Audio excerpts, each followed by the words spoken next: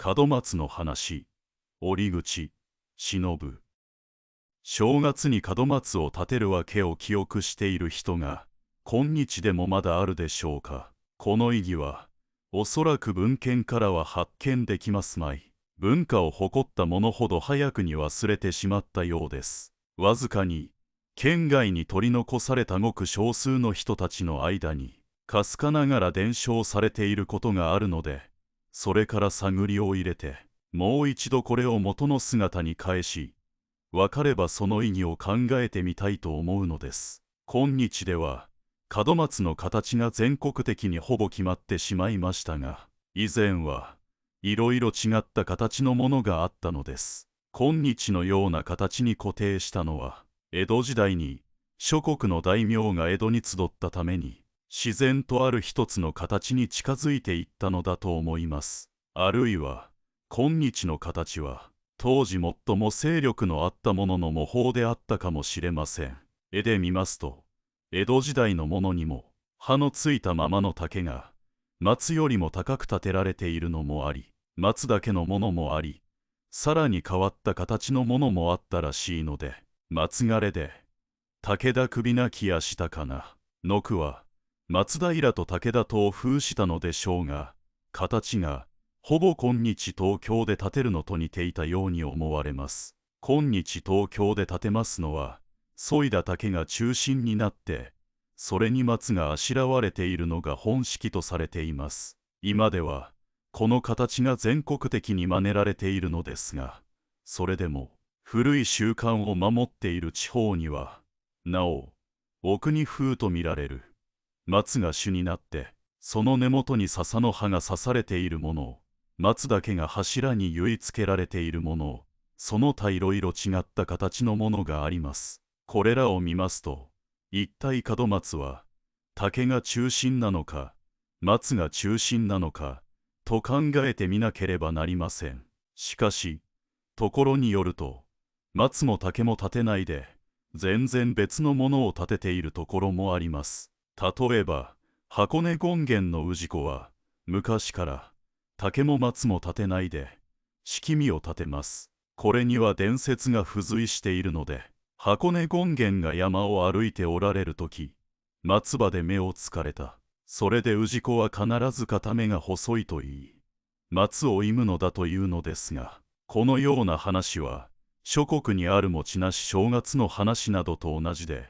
合理的な説明に過ぎません。今日の考えから言いますと、式見は仏前のものになっておりますから、それを門松の代わりに立てるのはいかにもおかしいと思いますが、昔は榊が幾種もあったので式見も榊の一種だったのです。それなら、なぜ榊を立てるかが問題になるのですが、こうした信仰は時代によっていくらも変わっておりますから、一概に言うことはできませんが、正月の神を迎える手木代であったかとも見られます。そういう考えも成り立たなくはないのです。しかしここには、もう少し正月に即した考えを立ててみましょう。日本には、古く、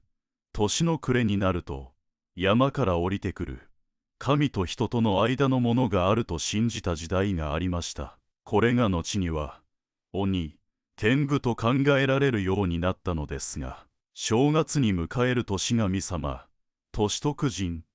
も、それから変わっているので、さらに古くは、祖先神が来ると信じたのです。年神様は、3日の晩に、老王と乳母の姿で、お帰りになるという信仰には、この皇妃にの神来訪の印象が伝承されているようです。しかしこの話は、すでにたびたびしておりますので、ここには省略したいと思います。とにかく、この信仰には、現実との結びつきがありました。そうした山の神に仕える信心があって、暮れ、初春には、里へ祝福に降りてきたので、その時には、いろいろな土産物を持ってきて、里の者と交易していったのです。この交易をした場所を、市と言いました。後の、市、のこぎなのです。山うど、山んばが一尾に来て、退職をした話、無限に入る小袋に物を詰めていったという伝説は、そうした山うどが里のものをたくさんに持ち帰った記憶があってできた話だと思います。山うどが持ってきた土産には、宿り木、シダの葉、その他いろいろなものがあったので、今も正月の飾り物になっていますが、削りかけ、削り花などもその一種だったのです。太宰府、その他で行われる嘘替えの神事は、その交易の形を残したのでしょう。嘘も削りかけの一種と見られるからです。里の人たちは、これらのものを山うどから受けて、これを山うどの払いを受けた印として家の内外に飾ったのでした。これから考えてみますと、門松も、やはり山うどの持ってきた山津との一種であったに相違ないのですが、その木は必ずしも一種ではなかったかと思います。それには、こういうことが考えられるのです。この山うどの祝福には、その年の他の鳴り物を約束していくのが大切な行事だったので、そのためには、今も正月の神事として残っている田遊び、お田植えのような所作も見せていったのですが、また、山から降りてくる時についてきた杖を立てていって、それに根がつくのが非常に良い兆しだとしたのです。だからそれには、根のつきやすい、いろいろな木が立てられていったわけです。これが松に固定したのには、訳があったと思います。とにかく、今日のような門松になっていった道筋を考えてみましょう。私は、ここ数年間、毎年正月になると、三河、遠江、信濃の国境に近い奥山系、初春の行事を裁縫に出かけましたが、ここの門松は、また形が違っているのです。門心柱、あるいは荻などと言われる、栗、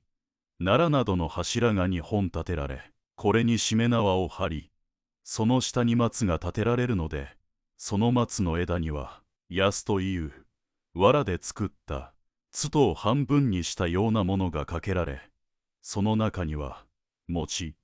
しとぎなどが入れられるのです。この形は、盆の少量棚に非常に近いと思われます。日本には、玉迎えをする時期が、盆と暮れと、2度あったことは、つれづれ草、四季の段を見てもわかることですが、これは、元来は初春だけのものだったのです。それが2度になって、一方は仏教徒の集合によって非常に盛んになり、初春の方は、正月の行事が行われたために、玉祭りとしての信仰は、かえって忘れてしまったのです。しかし、この玉祭りなるものが、古い時代のは、今の仏教式のものではなく、暮れ、初春に、山から、もっと古くは海の彼方から、来訪すると信じた祖先神を祀ることだったので、そうした神を迎える祭壇が、即、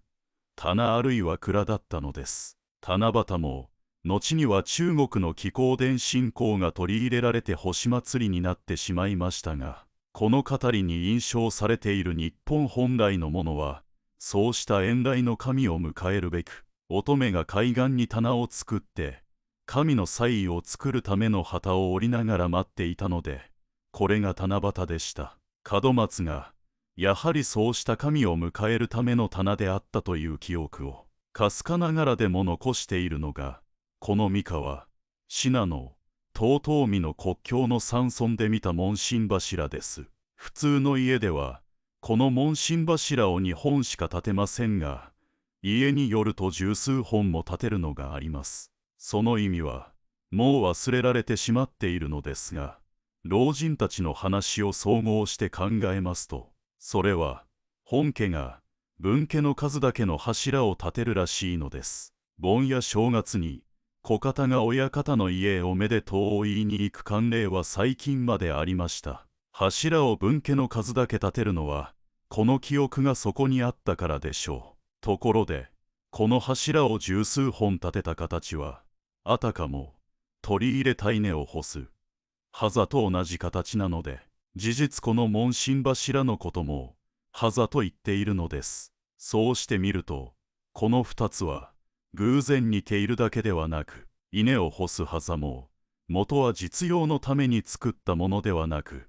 やはり他の神を迎えるための棚であったことが考えられるのであります。このように、この地方の門松は、柱が主体で、松は客体と見られるのですが、しかも、この十数本も立てた柱の下にも、いちいち松を立てるのは、いかにも意味のあることだと思われます。すなわち、この松を添えると、山から迎えてきた霊が、その柱に宿ると考えた遠い昔の人の信仰が、如実に想像できるではありませんか。今でも、この松を山から切り出すことを、切るとは言わないで、下ろす、と言っていますが、古くは、生やす、と言いました。松林がそれです。生やすは、離す、剥がすなどと一類の語りで、冬、増やすと同じく、霊魂の分裂を意味した語りなのです。だから、松を迎えることは分霊を迎えることで、松はすなわち、その霊の乗り物だったのです。次に、この松の枝に、安をかけるわけですが、昔の人は、こうして迎えてきた霊、あるいはやってきた霊には必ず不純なものが随伴すると考えたのです。盆にも、正式に迎える精霊への供物のほかに、無縁仏の供物を作りますが、それと同じように、年神様にも、家へ入ってもらっては困る神が付随してくるので、それを防ぐべく、この安をかけて供え物をするのです。とにかく、ここの門松には、古い信仰が残っているのです。この門神様の周囲に、鬼木、あるいは荷浮と言っている。焚木に12月、あるいは13月と書くか、12本、あるいは13本の筋を引くかしたもの。元は、うるう年だけ13月としたのですが、後には、今年もこのように月が多いと祝う意味で、平年にも13月と書くようになったのです。お並べ、またたくさんの焚木を積むのですが、これこそ、前に申した、山うどの山里で、鬼木と言ったのは、鬼が持ってくると考えたからでしょう。荷浮と言ったのは、乳と関係のある語りで、みそぎを授ける木の意であったろうと思われます。ところによっては、この荷浮のことを、水木とも言っていますが、この語りも、やはり水の払いを授ける木の意であったと思われます。この荷浮は門松に立てるほかに、小正月に、家の出入り口や、祠、墓などにも建てます。今は、その家のものが建てるのですが、元は、山うどが来て建てていったのです。皆さんは、奈良時代頃、宮廷に三釜木の式といって、正月15日に、宮廷に仕えていた宮人、役人、または畿内の国士たちから宮廷の三釜木を奉る式のあったことをご承知でしょう。宮廷の恩義になったのは一種の固定で、これも、元は山うどの山里であったので、それを軍神が真似て、天使への服従を誓う式としたのだと思います。江戸時代に、門松の根を締める木を三釜木と言いましたが、奈良時代に行われた宮廷の三釜木とは、全然形の違うこうしたものを、どうして同じ名で呼んだか、それは、こうした民間伝承があったからだと思います。こうしてだんだん見てきますと、今の門松は、この門心柱の柱が竹に変わり、その頭部がそがれたのだと考えてよいようです。竹を2本立ててしめ縄を張った風習は、京都の大原にも、武蔵の秩父にもありました。大原のは、そのしめ縄に農具を吊るしたと言いますから、七夕の笹に人形を吊るし、少量棚にそうめんや田畑の鳴り物を吊るすのと似ていたと言えましょう。